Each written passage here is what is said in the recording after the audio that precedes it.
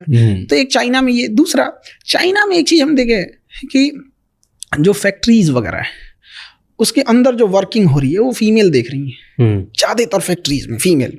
जब फैक्ट्रीज से सामान प्रोडक्ट बन के बाहर आ रहा है तो उसकी मार्केटिंग, उसका सेल, उसका बाहर एक्सपोर्ट, उसकी ये चीज़ें वो मेल संभाल रहे हैं। मतलब मेल फीमेल दोनों है। अगर एक इंडोर संभाल रहा है तो एक आउटडोर संभाल रहा है। वो उनका अपना म्यूचुअल है, क्या देख रहे हैं, कौन क्या कर रहा है। हमारे यहाँ फीमेल को अजीब करके रख दिया, उनको मतलब घर के अंदर रख दिया। हमने कहाँ फीमेल को जिम्मेदारी दी हॉस्पिटल में। आज देखिए फीमेल डॉक्टर, फीमेल नर्स पे पूरा मेडिकल इंडस्ट्री टिका हुआ है। उनको मौका दिए, उन्होंने करके दिखाया। एविएशन दिए हम लोग ने फीमेल को। आज पायलट हो गए, एयर होस्टेस हो गए, फीमेल हमने दिया, उन्हें करके दिखाई। वहाँ पे हमने उन्हें जिम्मेदारी ही नहीं देते। इंडिया में क्या है ना कि पैसे कमाने की जिम्मेदारी थोप दिया पुरुष के ऊपर। इससे बहुत अजीब गया कि बच्चा बाहर जाके कमा रहा है, बस इससे मतलब है कैसे कमा रहा है, मर रहा है, जी रहा है, सेफ्टी है कि नहीं है, रहने लायक है कि ना। मुंबई में देखिए घर वालों को पता नहीं होगा कि यहाँ पे कोई कैसे कमा रहा होगा। आप बीच पे जाके देखिए, कोई छोटी मोटी दुकानें लगा के बेच रहा है, रात भर बेचारा कुछ कस्टमर आ जाए यहाँ पे। घर वालों को क्या चिंता है, पुरुष है, बेटा है, कमा के लाएगा यहाँ पर। और घर की इज्जत की जिम्मेदारी औरतों को दे दिया। भाई इस दोनों की कॉमन जिम्मेदारी थी। यही वजह है कि इंडिया में आप देखिएगा कि अगर किसी को बद्दुआ देनी है, श्रापनी है, तो वो घर की फाइनेंशियल स्थिति को संभालने वाले पुरुष को बद्दुआ देगा। तुम्हारे पिताजी को नौकरी छूट जाए, भाई ये हो जाए।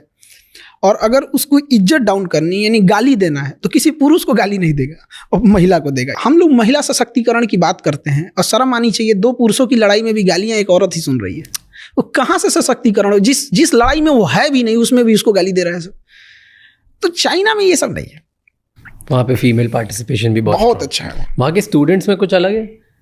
वहाँ पे स्टूडेंट्स यूनिवर्सिटीज या एजुकेशन वहाँ कोचिंग नहीं है, वहाँ कोचिंग वगैरह नहीं। रियली?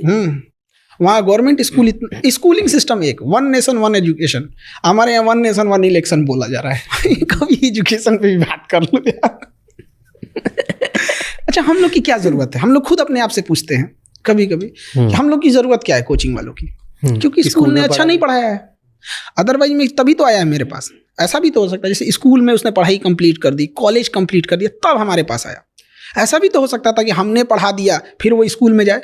हम लोग पढ़ा देंगे ना तो स्कूल के वालों को कहेंगे निकलिए, अब आप लोग निकलिए, बहुत पीछे हैं लोग। तो स्कूलिंग सिस्टम अगर अच्छी होती हम लोग की ज़रूरत ही नहीं पड़ती। चाइना में एजुकेशन सिस्टम एक जैसा है। इंडिया में भी अमीर हो या गरीब पढ़ाई एक जैसी होनी चाहिए, मेडिकल एक जैसा होना चाहिए। बट यही दुर्भाग्य है इंडिया में, अमीर की पढ़ाई अलग है, गरीब की पढ़ाई अलग है। और उसके बाद दोनों पढ़ के समाज में आएंगे तो अमीर लोग कहेंगे कि ये ऐसे किया वैसे किया। क्या बात की है? एक का पैर तोड़ दिए और एक को खिला पिला के अच्छा किए, उसके बाद दोनों को सेम रेस में दौड़ा रहे हैं। अमीर का हॉस्पिटल अलग है, गरीब का हॉस्पिटल अलग है। अमीर अभी आएगा, उसको MRI जांच ये सब हो जाएगी। गरीब के लिए 2 महीना का लाइन लगाना पड़ेगा। अगर पहुंच है, पैसा है, लिंक है, सुबह चाहिएगा, शाम में एम्स में नंबर आ जाएगा। कुछ पैरवी नहीं है तो अगर आपको किसी पेशेंट को फर्स्ट स्टेज में कैंसर पकड़ा गया, अगर कोई पहुंच पैरवी नहीं है ना तो उसका नंबर आते आते वो 4th स्टेज में चला जाएगा। तो डॉक्टर कहेगा आप सेवा कीजिए। तो हमने कहाँ भारत को कितने पार्टीशन में बांट रखा है, गरीबी के आधार पर, जातियों के आधार पर, स्टेट के आधार पर। समझ में नहीं आता इसको, मतलब कहाँ से इसको सुधारा जाए। तो जैसे 2021 में चाइना के प्रेसिडेंट ने, मैं देख रहा था, शायद प्राइवेट ट्यूटरिंग बैन कर दी थी। इंडिया में भी अगर ऐसा हो जाए तो फिर वहाँ पे एक मजबूरी है कि वो ये सिस्टम वहाँ पे थोड़ा सा अलग है, क्योंकि हम लोग डेमोक्रेसी में हैं, वो लोग डेमोक्रेसी नहीं है, वो साम्यवादी है, कम्युनिस्ट हैं।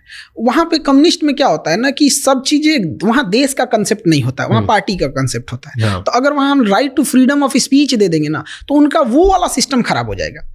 इस वजह से वो इस सब चीज़ों को रोकता है। और इंडिया में नैरेटिव सेट किया जाता है कि ऐसा चाइना में है, बोलने की आज़ादी नहीं है, ये नहीं है, वो नहीं है। जो चाइना एक बार घूम के आए, वहाँ पता करके आए, उनका अपना सोशल मीडिया है। लेकिन इस पर कंट्रोल भी ज़रूरी है।